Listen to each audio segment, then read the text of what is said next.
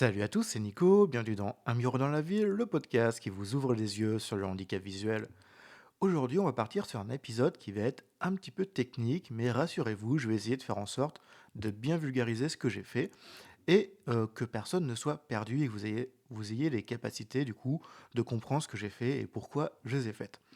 Aujourd'hui, je vais vous parler de la création de mon site internet que j'ai mené à bien là, qui a été fini cette semaine à peu près. Il y a encore des petites finitions de temps, en tout cas des petits coups à repasser parce que, on n'est souvent pas satisfait ou des fois on se rend compte quand on est en production qu'il y a des petits soucis. Mais du coup, je suis assez fier du travail accompli et j'aimerais en fait vous expliquer comment j'ai fait, quelle technologie j'ai utilisée et pourquoi je les ai utilisées. Alors déjà, avant de commencer, il y a plusieurs langages de programmation qui ont été utilisés. Alors déjà, forcément, il y a des connaissances en HTML et en CSS. Donc ça, ce sont les deux langages qui servent à décrire des pages Internet.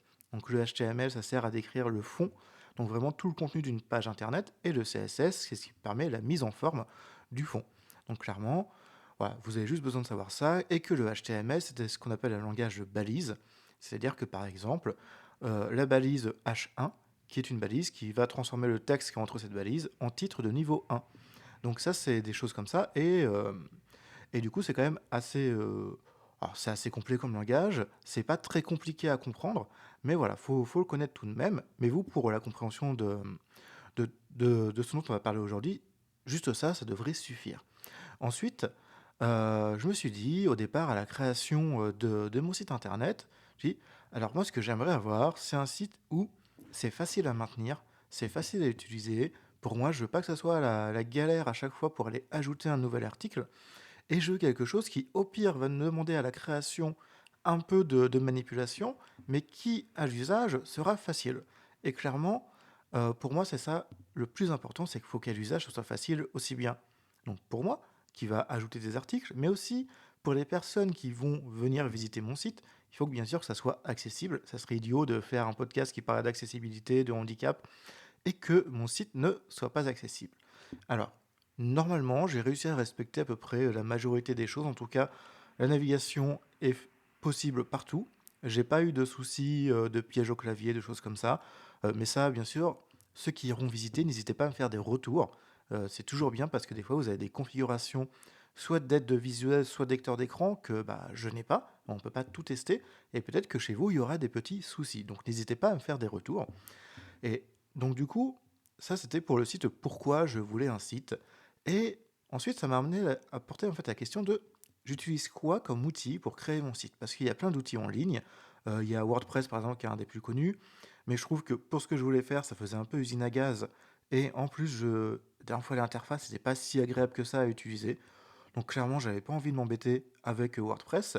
Il y a tout un tas de sites qui proposent en 5 minutes de créer votre site. Oui, sauf que l'accessibilité de ces plateformes, souvent, n'est pas très très bonne. Et j'avais pas envie de m'amuser à tester plein de solutions pour qu'à la fin, à chaque fois, ça finisse par la même chose. C'est ouais, mais en fait, c'est relou à utiliser. Donc, dans mon quotidien, ça va pas le faire. Donc après quelques recherches, j'ai découvert l'existence d'un projet qui s'appelle Hugo, donc Hugo, donc qui est un projet qui est basé sur des thèmes. Donc les thèmes, c'est ce qui permet en fait d'avoir un certain visuel sur la page. Et ensuite, pour ajouter du contenu, une fois que le site est configuré, eh bien, on a juste à utiliser des fichiers Markdown. Donc Markdown, c'est un langage pareil de balise qui est assez simple à utiliser pour tout le monde. Par exemple, pour faire des titres dans Markdown, vous utilisez le symbole dièse, vous mettez un seul dièse. Alors, VoiceOver dit numéro, symbole numéro sur l'iPhone ou sur le Mac, c'est ce symbole-là. Et en fait, quand vous mettez un dièse, ça fait un titre de niveau 1, deux dièses, un titre de niveau 2, trois dièses, un titre de niveau 3, jusqu'au titre de niveau 6, même plus, il me semble, sur Markdown, mais pour nous, pour le HTML derrière qui va être généré, on a juste besoin d'aller jusqu'au titre de niveau 6. Et d'ailleurs, je vous parle des titres de niveau, des différentes tailles de niveau, de titres. Et en fait, pour illustrer mon propos, pour les personnes qui ont du mal à voir ce que c'est, allez sur la page Wikipédia, par exemple, de Napoléon Ier, qui est une page très longue, avec plein de titres et de sous-titres. Et là, vous allez voir, en fait, la hiérarchie des titres permet, du coup, une certaine navigation, de savoir quelle partie est incluse dans quelle partie. Voilà, c'est vraiment à ça que va servir la hiérarchie des titres. C'est hyper important quand on ne voit pas, pour se faire une idée. de où est-ce que j'en suis dans mon titre. Et en fait, chaque niveau de titre a une certaine... visuellement, il y a une différence. Un titre de niveau 1 sera souvent écrit plus gros qu'un titre de niveau 2, et ainsi de suite jusqu'au titre de niveau 6. Et tout ça pour dire que le Markdown est hyper pratique, on peut faire aussi des listes à puces, des listes numérotées, très très simple. Et moi sur le Mac, j'utilise un logiciel qui s'appelle Markdown, qui est un petit éditeur de Markdown, du coup, qui est très très pratique, qui est très simple, qui est très accessible. Et clairement, je me suis dit, attends, c'est top comme projet. Là, Hugo, vraiment, ça peut vraiment m'aider. Alors oui, ça utilise de la ligne de commande dans le terminal du Mac, mais c'est un truc ça qui est pas très très dérangeant. Donc clairement, je lui dis, vas-y, on va tenter.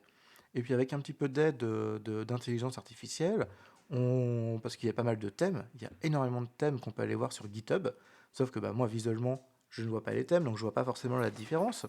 Et ce qui se passe, c'est que je me dis, ouais, mais moi je veux un thème qui soit déjà quasiment accessible, qui respecte le RGAA, ou en tout cas les WCAG. Et ça m'a permis en fait de trouver un thème qui s'appelle Anank, et qui me permet du coup d'avoir quasiment un site totalement accessible. Donc ça franchement, très très chouette. Donc en fait après dans Hugo, j'ai juste eu à comment dire, remplir un fichier de configuration. Donc c'est un fichier où on met pas mal d'informations pour que le site, quand il se construit, vienne chercher les informations dans ce fichier et va déjà créer pas mal de choses. Par exemple, c'est dans ce fichier qu'on crée la barre de navigation, où on met tous les dossiers dans lesquels on aura des choses. Par exemple, sur mon site, il y aura une partie accueil, podcast, blog, à propos, me soutenir et contact. Donc ça, par exemple, c'est défini dans mon fichier de configuration. Donc c'est un fichier texte avec une extension en .toml. Donc pareil, c'est un langage de balise. Là-dessus, pas trop de complexité, pas trop de détails à donner parce que c'est juste un fichier où en fait on met des balises. On lui dit, tiens, ça veut dire ça équivaut à ça équivaut à ça, et ainsi de suite. Donc clairement, c'est assez... alors je vais pas dire facile parce qu'il faut aller voir dans la documentation, et avec l'IA, ça permet aussi de pouvoir faciliter les choses. Donc ensuite, une fois que j'ai eu ce site de fait, j'ai dû faire un petit peu de travail plutôt autour du visuel, pour que ce soit quand même beau pour les personnes qui voient quand ils veulent aller sur le site. Donc ça, je me suis fait aider de l'IA, forcément, parce que là-dessus, je lui ai fait totalement confiance. J'ai des amis qui ont confirmé que ça allait. Donc ça, c'est plutôt chouette. Et ensuite, sur ce site, ce qui était important pour moi, du coup, c'est que vous allez retrouver des articles de blog, des articles par rapport au podcast. Donc tous les épisodes de mon podcast vont être dispo aussi sur le site. Ils seront toujours dispo sur votre plateforme d'écoute, mais pour ceux qui ont du mal ou qui n'ont pas de smartphone, qui n'ont pas de compte sur certains plateformes d'écoute, ça va leur permettre aussi de pouvoir accéder assez facilement au site, et donc du coup aux épisodes. Ensuite, donc j'essaye d'aller assez vite sur ça. Ensuite, Hugo, en fait, une fois que j'ai fait tout mon contenu, j'ai juste à faire une commande qui s'appelle juste Hugo. Ça génère mon site. Et après, ce site web qui est généré sur mon Mac, je l'envoie sur mon serveur, qui est un serveur type VPS du coup. Et ça me permet, du coup, une fois sur ce serveur, j'ai fait la configuration du serveur web, j'ai fait la configuration du certificat pour la sécurité. Et dessus, vous allez retrouver, grâce au fait que ça soit sur un serveur, vous allez pouvoir aller sur unmirodanslaville.fr et vous allez trouver mon site internet. Donc, ça c'est pour la partie un peu technique, mais sans trop rentrer dedans, parce que du coup, c'est pas non plus le sujet, et je ferai un article de blog qui va permettre du coup d'avoir un peu beaucoup plus de choses techniques à lire du coup.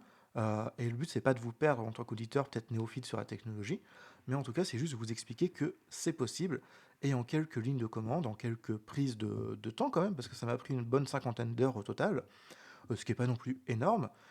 Donc voilà. Ensuite, par rapport à Hugo, il faut savoir une chose, c'est que c'est un site statique.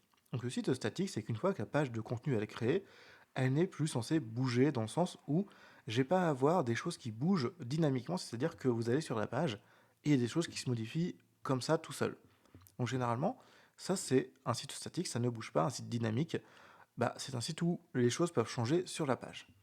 Donc, ça peut être un petit problème parce que moi j'avais envie que sur les articles de blog et sur les pages de podcast, vous puissiez avoir une possibilité de mettre un commentaire. Parce que sur certaines plateformes d'écoute, il n'y a pas de commentaires. Et au moins, ça me permettrait de recentraliser un peu tous les commentaires de mon côté. Et là, j'ai utilisé une solution qui s'appelle Commentario. Donc, Commentario, c'est un petit truc que j'ai installé en plus sur le site qui a été possible en faisant une petite bidouille, mais bidouille que Hugo accepte. Et du coup, Commentario, c'est une partie de gestion de commentaires qui est européenne. Du coup, c'est pareil, c'est de l'open source, c'est libre. Et d'ailleurs, Hugo, c'est un projet libre qu'on peut trouver sur GitHub pour ceux qui connaissent.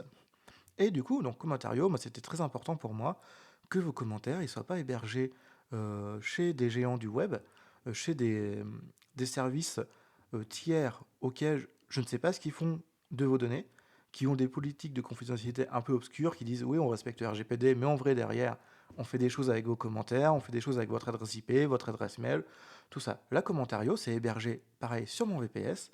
Donc, mon VPS, donc, c'est mon serveur qui est basé en Allemagne, à Nuremberg, et je suis hébergé par Hetzner, qui est une boîte du coup qui fournit du service de serveur.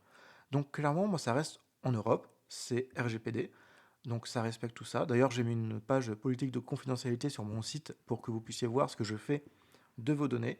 Bien entendu, vous pouvez les rectifier, me demander à les supprimer, ça sans aucun souci. Et donc du coup, cet espace commentaire, pareil, je voulais que ça soit accessible, parce que c'est bien d'utiliser quelque chose de déjà fait, mais si c'est pas accessible, bah moi ça jarte en fait, parce que du coup, c'est pas ce que je souhaite. En plus, je voulais pouvoir faire de la modération sur les commentaires, et je voulais, étant donné que je vais commencer à avoir pas mal de pages différentes, bah, que j'ai pas besoin d'aller voir chaque page ou d'aller voir dans l'interface de gestion des commentaires, voir si j'ai des commentaires. Je voulais recevoir un email qui me permet du coup bah, ça me dit bah tiens sur tel épisode Michel a posté un commentaire, est-ce que tu veux le rejeter, l'accepter et ainsi de suite. Et donc ça j'ai un système par email, donc je reçois à chaque nouveau commentaire un email. Donc là-dessus j'essaierai de modérer le plus rapidement possible, donc ça sans aucun souci. Et ensuite donc ça me fait partir sur l'envoi d'email. Parce que sur mon site, d'ailleurs on va y faire un petit tour dans pas longtemps, sur mon site je voulais aussi qu'il y ait une partie newsletter. Donc une newsletter, ce qui vous permettrait en fait aux personnes, pareil, qui utilisent beaucoup les emails, mais qui n'ont pas forcément l'idée d'aller voir régulièrement sur un site, voir s'il y a du nouveau contenu, ben de recevoir tous les mois une newsletter avec les derniers articles de blog, les derniers épisodes de podcast, et ça vous permettrait en fait de bah, pouvoir juste vous rester informé, vous avez jamais 15 épisodes de retard. Donc ça c'est pareil, je me suis dit, bah attends, il faut que je puisse mettre une newsletter en place. Et là pour la newsletter, donc j'utilise deux choses. Donc j'utilise un système aussi qui est hébergé sur mon VPS, donc où j'ai le contrôle des données, que ce soit vos adresses mail, euh, vos, vos contacts, toutes vos données, elles sont hébergées pareil sur le même serveur, qui est sécurisé, que j'ai sécurisé du coup. Donc là-dessus, normalement, je suis plutôt bon sur ça, donc ne vous inquiétez pas pour vos données. Et donc j'ai utilisé un système de newsletter qui s'appelle ListMonk. Donc ListMonk, c'est un système où j'ai une interface web qui me permet de créer ma newsletter, pareil que je peux écrire en Markdown.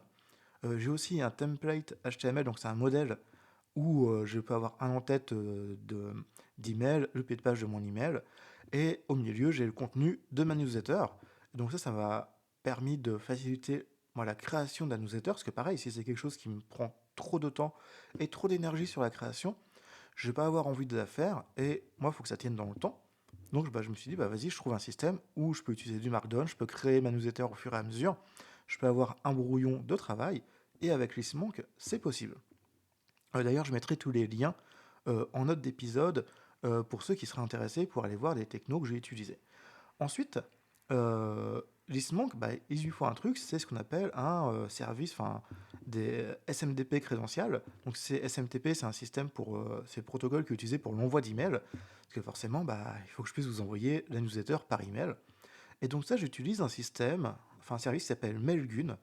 Mailgun, c'est un système qui, au départ, quand à la création, c'était américain, mais qui a été racheté par une boîte suédoise. Donc aujourd'hui, ça reste dans la zone Europe.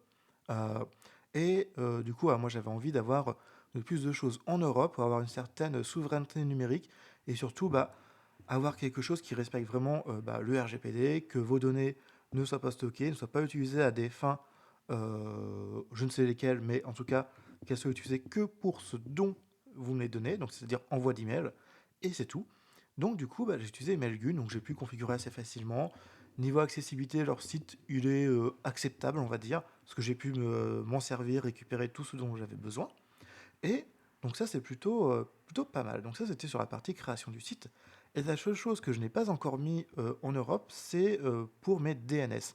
Alors les DNS, rapidement, pour ceux qui ne savent pas ce que c'est, les DNS, donc c'est tout ce qui va gérer les noms de domaine. Les noms de domaine, c'est par exemple unmirodanslaville.fr, ça c'est mon nom de domaine. Google.fr, c'est un nom de domaine.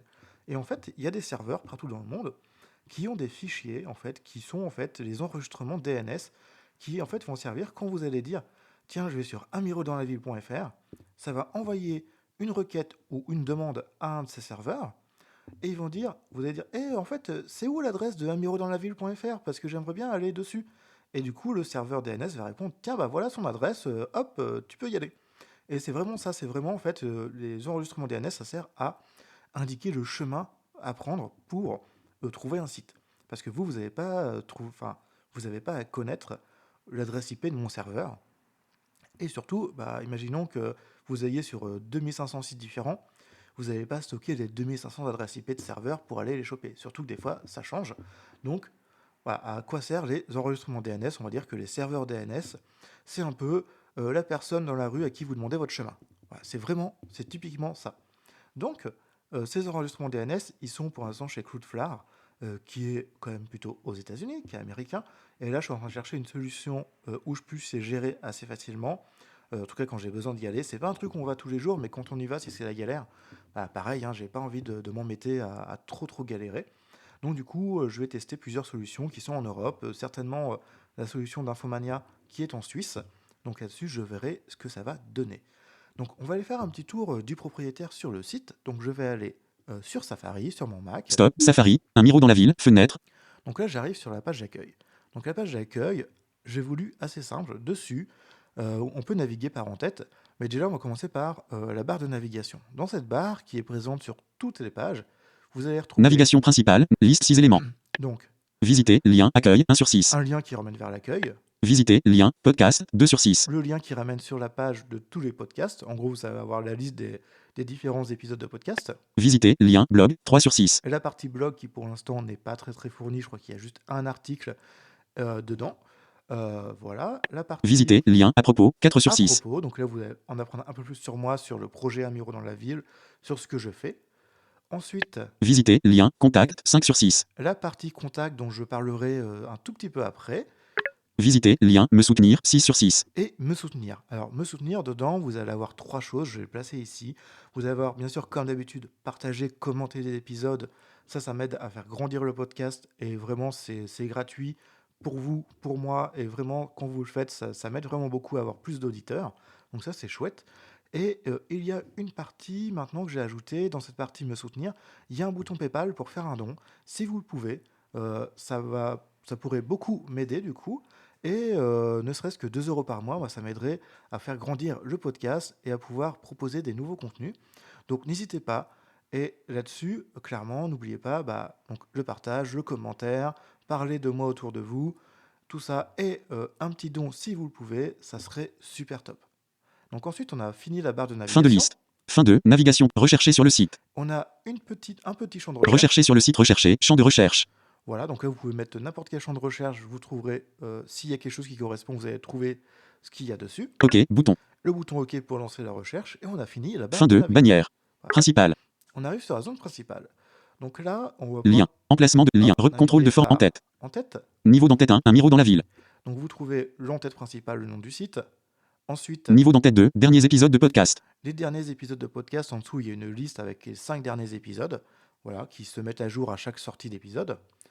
Ensuite, Niveau d'en-tête 2. Derniers articles de blog. les derniers articles de blog.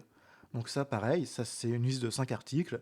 Vous allez pouvoir les retrouver ensuite au fur et à mesure et toujours par ordre décroissant. Donc les plus récents en premier, les plus anciens en dernier. Niveau d'en-tête 2. À propos d'un Miro dans la ville. Ensuite, il y a une petite phrase pour le côté à propos.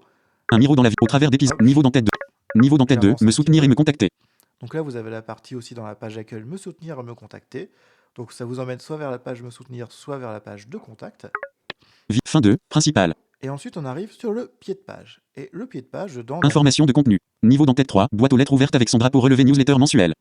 voilà, vous allez pouvoir vous inscrire à la newsletter mensuelle. Recevez chaque mois les derniers épisodes et articles. Votre adresse email. Votre adresse email, votre Voilà. email.com. Obligatoire donner nom. Donc là, on a le champ de texte pour l'adresse email, vous le tapez, vous faites entrer, vous êtes inscrit, vous allez recevoir un email pour confirmer, enfin vous allez devoir cliquer dedans pour pouvoir confirmer le fait que vous vous inscrivez à la newsletter. Et ça vous ouvre une page internet, Lismon qui fait ça. Dans la page internet, il y a aussi un bouton pour valider votre inscription. Si vous ne faites pas ces 2 clics en plus de l'inscription là, vous ne recevrez pas la newsletter. Donc bien important. Allez donc, vous allez recevoir un email une fois que vous avez inscrit votre adresse dans le champ de texte. Vous avez fait entrer. Donc vous recevez cet email, vous cliquez sur le lien dans l'email. Et dans la page qui s'ouvre, vous cliquez sur le bouton qui vous dit m'inscrire à la newsletter. Voilà, donc ça va vous permettre de la recevoir tous les mois. Et après, dans le pied de page, alors je vais vous passer la découverte du pied de page en entier, mais il y a mes liens vers la chaîne YouTube, Spotify, Apple Podcast, les mentions légales, la politique de confidentialité. En tout cas, tout ce que vous pouvez trouver sur mes réseaux et l'endroit où me trouver. Et si je retourne du coup sur la partie contact, parce que j'aimerais vous en parler, et ce sera le dernier point de mon épisode. Donc j'ouvre mon En tête menu. report. Contrôle. Repère menu. Lien menu. Donc je vais dans Contact. contact. Visiter. Visiter. Lien. Un Miro dans la ville. Et dans contact, en fait, il y a une chose hyper Rechercher sur OK. intéressante. Votre nom étoile. Votre nom obligatoire. Donc, Obligatoire. Donner nom. tout le formulaire est accessible, donc votre nom, Votre email étoile. Votre email obligatoire. email. Ce champ est obligatoire. Alors il me dit champ est obligatoire, mais après il y a le sujet. Votre message étoile. Votre message obligatoire. message. Je ne suis pas un robot. Obligatoire. Donner non valide non coché. Case à cocher. Voilà, et c'est cette partie-là qui m'intéresse beaucoup, c'est je ne suis pas un robot. Donc là, moi, j'ai pas utilisé un système reCAPTCHA de Google ou des choses sur Cloudflare. J'ai utilisé, et ça, je remercie l'équipe d'Oxitude de l'avoir partagé, un CAPTCHA qui s'appelle ALTCHA, donc ALTCHA. Et en fait, c'est un projet européen, open source, qui fonctionne très différemment de ce qu'on peut avoir sur les différents autres CAPTCHA.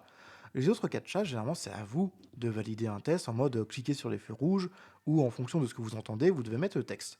Alors, autant vous dire qu'il y a des fois des écoutes quand vous êtes non-voyant et que vous devez écouter des fichiers audio qui sont juste horribles, pas dans votre langue, et ben c'est juste des fois impossible à valider. Le nombre de fois où je me suis cassé les dents sur un CAPTCHA pas accessible, en tout cas qui se veut entre guillemets accessible, mais derrière les challenges à faire sont juste impossibles à remplir. Alors pourtant, je ne suis pas un robot, enfin je ne crois pas être un robot, donc ça c'est à peu près sûr. Et Alcha, comment ça fonctionne?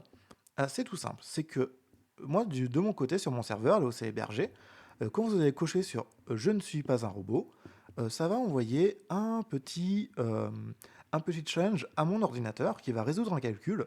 Donc c'est un petit calcul qui prend 1 à 2 secondes, et c'est tout. Et une fois que c'est fait, par exemple, là, je peux le faire, je valide. Obligatoire. Donner non valide non coché. Vérification. Case à cocher. Obligatoire coché. Vérifier. Case à cocher. Voilà, donc ça a bien dit vérification, donc c'est vraiment que c'était en cours de résolution du problème. Après, ça m'a dit vérifier. Quand ça vous dit vérifier, vous passez au bouton qui est Envoyer juste le après message. Bouton.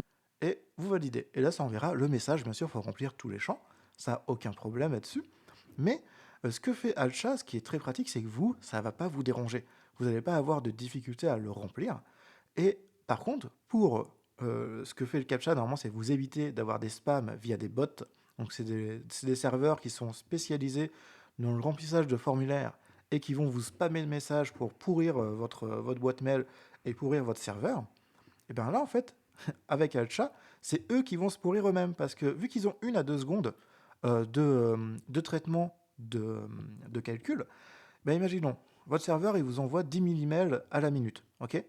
Donc 10 000 messages minute, normalement ça c'est largement faisable, hein, c'est des actions qui sont extrêmement simples pour eux. Imaginons, il va se prendre 10 000 calculs. Il se prend 10 000 secondes. Sachant qu'une heure fait 3600 secondes, il se prend 3 heures de calcul dans la tronche, et pendant 3 heures, il est un peu bloqué. Et ça c'est très bien parce que vous, en tant qu'utilisateur légitime du site, vous n'êtes pas bloqué, ça vous dérange pas, le CAPTCHA il est quasiment transparent pour vous, c'est accessible. Donc ça clairement c'est top.